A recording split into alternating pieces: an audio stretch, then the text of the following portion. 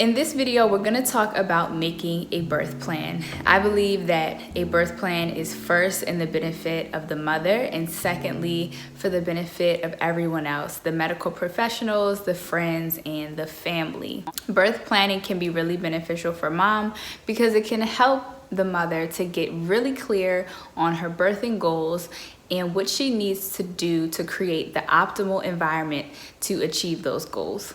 You can take out your worksheets and follow along with me, or you can watch this video first and then fill out your birth plan later on. So the first step is that you're going to divide your birth plan into labor, birth, and postpartum. This is really important because it can feel like a lot to think about when you're just looking at one big entity of birth. But in reality, what we're doing is you're going through the stage of laboring, you're going through the stage of actually birthing your baby, and then you're going through that last stage of what happens directly after baby is born. And by splitting it up like this, we can get a lot more clarity on the goals for each stage. So step 2 is simply just to write down your goals for each stage of birth. So for labor, your goal might be to have a totally unmedicated home birth, or maybe some of you are going to be having an unmedicated hospital birth. But just get clear on that 1 or maybe 2 goals that you have for each stage. Or for postpartum, you want to initiate breastfeeding successfully, or you want to just have a very deeply bonding, calm experience. Just whatever that goal is for labor, birth, and directly after birthing your baby, write that goal down. So step 4 is to make sure that your goals are short and clear. This is not only for you, but also for the people who will be reading your birth plan, because you don't want to make things long and drawn out and complicated. Birth is a very intense experience, and it's not a time where people are easily going to be able to read long dissertations or just to analyze something. So you want to keep it really short, really clear, really to the point. And this will actually help you mentally figure out what is most important to you when it comes to birth. Because when we have to think critically about, okay, what is the one short, clear, concise answer, then that's when we really get into the nitty-gritty of what we want to see happen. All right, so now we're gonna go over some do's and don'ts of birth planning. So you do want to consider all of the details.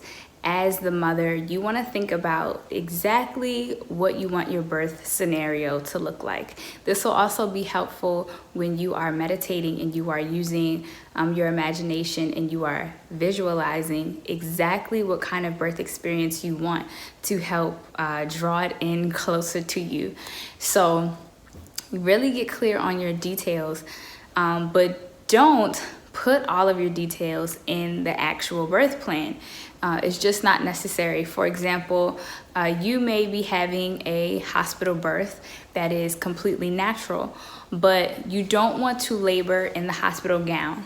Maybe you want to labor in your own clothes. Now that's something that's very detail oriented, and it's very important for you to think about, okay, what clothes am I gonna pack in my hospital bag, and what's gonna be comfortable for me to labor in. That's a really important detail, but it's not a detail that you need to write in your actual birth plan, especially when you're thinking about, okay, I'm gonna be giving this birth plan to my doctor or whatever OB is on call, and a couple of nurses and some friends and some families, and they just need to know the basics. They don't need to know every little detail. You do want to use short phrases, short sentences, and you can even use symbols. You don't want to use really long sentences with a lot of words, and you definitely don't want to use paragraphs. You want to think about creating a very positive experience when you're giving your birth plan to someone.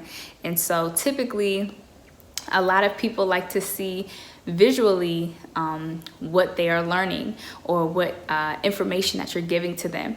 So by keeping it short and clear and concise, it can be a lot easier for them to absorb and accept what you're giving them. And we also know that the subconscious mind speaks in symbols, or the language of the subconscious mind is symbolic. It's imagery. That's why when we have dreams, our dreams are never straightforward with what they mean.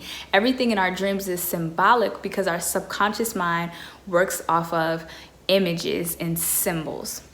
So it's great if you can get on to some sort of a program and just put some basic little word art pictures or some symbols or anything that is image oriented, and you'll actually have a easier time getting into that person's subconscious mind. So it's a little bit of a psychological tool to use to help your birth plan be more accessible to someone. And then you do want to have several copies printed out and ready to go. If you hand your birth plan to someone and you only printed out one birth plan and you hand it over to the nurse that's on call as soon as you get to the hospital, when that shift changes, you may not have that nurse hand over the birth plan to the next person. So you want to have several copies for nurses, OBs, midwives, whatever you're using. And then you'll also want to post it up on the wall, because sometimes, depending on the care provider, some providers love when moms come in with birth plans. Some providers don't take it as seriously, unfortunately. By having multiple birth plans, you have the option to give them out to friends and family and medical providers, but also to hang it on the wall or put it on the door, so that way you know your birth plan is being seen, or it is at least able to be seen by your birth team. And then I have one last tip, and that is to use positive